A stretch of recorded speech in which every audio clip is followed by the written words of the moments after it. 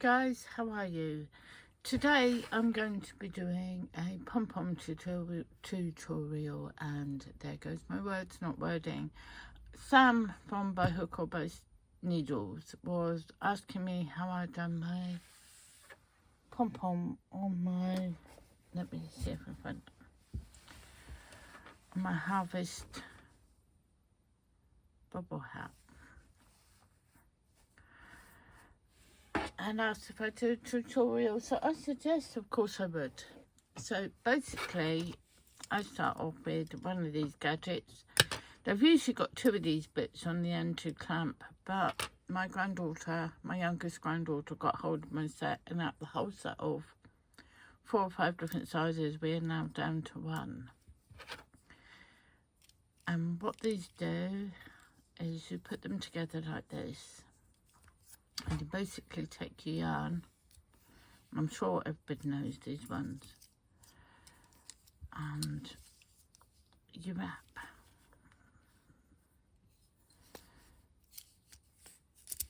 Oh, it's a bit awkward doing it this way, but we'll get there.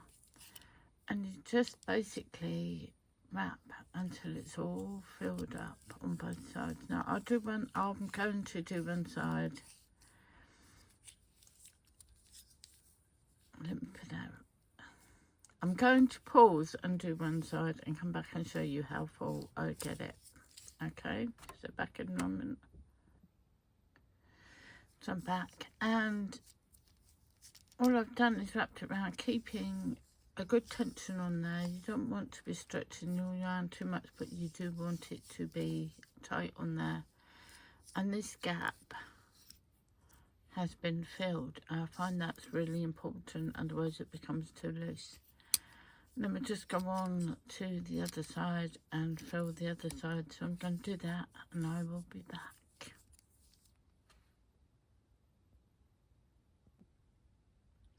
So I filled both sides. They're fairly dense and compact, and basically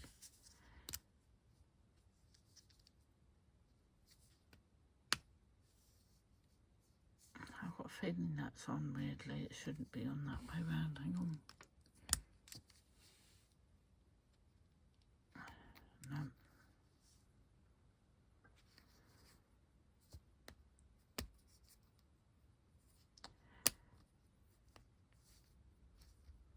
Maybe it's, hang on.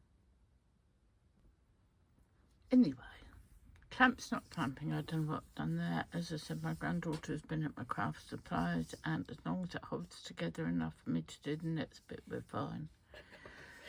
So you need a very sharp pair of scissors for this. I'm hoping these ones are sharp enough. And basically you cut around the outside. So it cut through the middle, through the groove. However you do your pom-poms, whatever you use, you've just got to make sure you've got a sharp pair of scissors and you've got lots of compact, dense wraps. But that's how I do it. Other people might have a better way of doing this than me and might word it better. But this is how I do it. That's one side.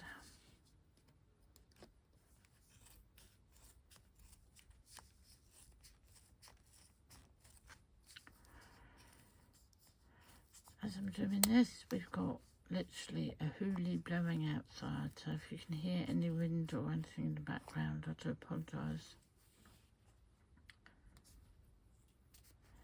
We're hunkering down in the warm. I've got my pyjamas on, I'm not going out, and that is how I'm staying for the day. Let's see, that's not clamped, that's better. So it's a bit of an odd shape, but we will get that. So next thing we need to do is tie this together. Now it's fairly important that you have a long bit to tie with, and I'll explain why in a minute. It gets to be a fun bit. I can't work through this camera, hang on. Let's go sideways, there we go. I can see better from that angle. You can't see what angle I'm at, but I'm trying.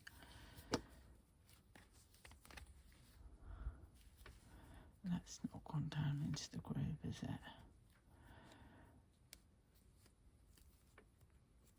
That's better. So, a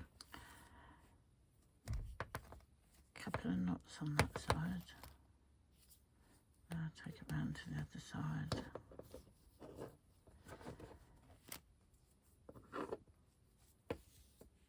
And do a couple more.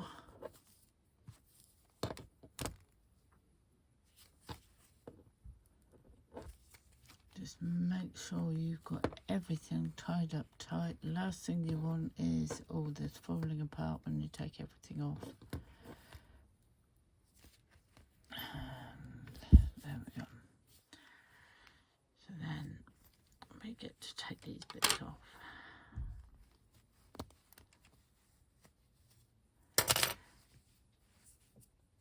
And it's a bit straggly in places, but it's compact.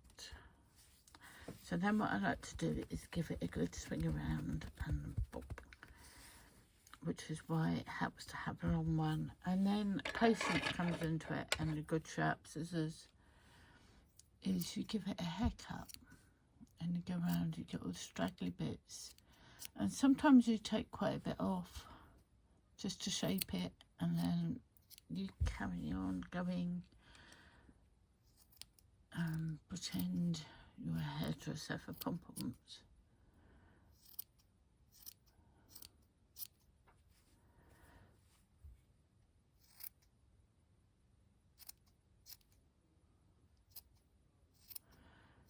And the trouble is when you do this is you can end up absolutely covered in fluff.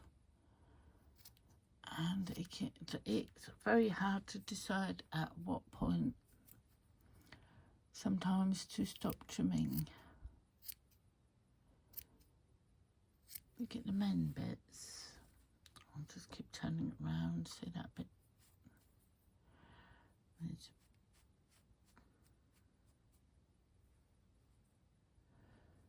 Well, this one's not too bad. Down here needs a trim.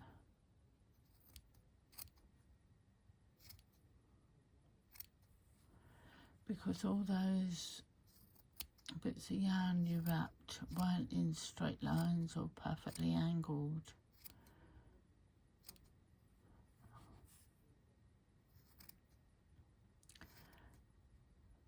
So it can be quite calming doing these as long as you're not in a rush.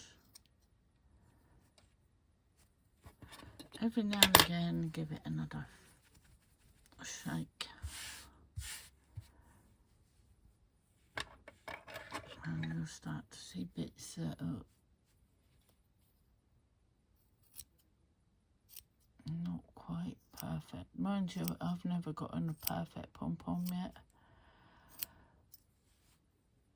But after a few years of making them, or helping my granddaughter make them, because sometimes she gets bored and she'll say, Nana, can I make some pom-poms, or can I make some tassels, or can I make friendship bracelets, or whatever. And out comes the yarn, and we'll sit together and do things, or she'll just make a mess and I'll end up clearing it up. Yeah. Not my sharpest pair of scissors.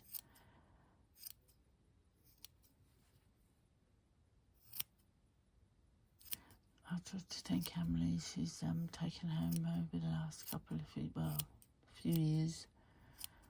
I wonder if she's still got some kicking around her bedroom, or mind you, she's very good. She gives away quite a bit of what she makes. And she came around here and she got into my earring making supplies last year. And she was going off with all these earrings. I said, are you wearing all this? She said, no, I'm giving them to my friends. So in the summer holidays last year, she was making them to give as gifts when she went back. And at Christmas, I got her own earring making kit with the pliers and earring hooks and some charms.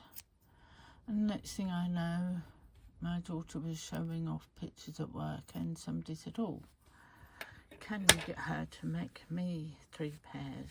How much does she want? Well, my daughter said, well, she won't want a lot, just a couple of quid. And they gave her £10 for 3 earrings, which I thought was lovely. So we got a little entrepreneur there. She's already making and selling at the age of 10. And making to a standard that people are liking enough to pay her a lot more than what she was asking for. So, having a craft in our house. And you could sit here all day doing these trimmy bits. But as I said, just keep trimming until you've got a pleasing shape. And keep shaking. And they come up. Just be warned, you will be finding fluff. Whoops, box fell down, sorry. You will be finding fluff absolutely everywhere, and if you're doing more than 2 of these at a time, I would wear a mask or a scarf across your face if you have breathing problems, or even if you don't, because this is quite breathable in. So that will go into my desk scrap pot of ends and bits. Sorry. And out the way, and I will be mopping up bits of red fluff for the rest of the day on my desk. But that is pretty much how I do my pom-poms. As you can see, they're quite compact, and it is all down to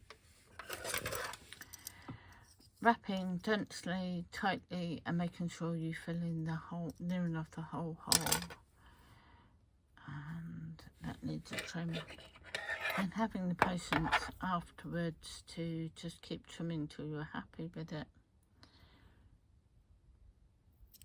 So yes, I hope that helps Sam or anybody else who's wondering how to make a half decent pom-pom. I'm still going to have to do a little bit of trimming on this, but that will be, it's quite nice to sit and trim your pom-pom. I don't know, maybe that's a hairdresser in me. And then when you finish shaking everything, you can keep this to tie this onto something, or sew it onto something, or you can trim it, up to you. So there you go, how I make my pom-poms. Hope that's helped. Bye for now.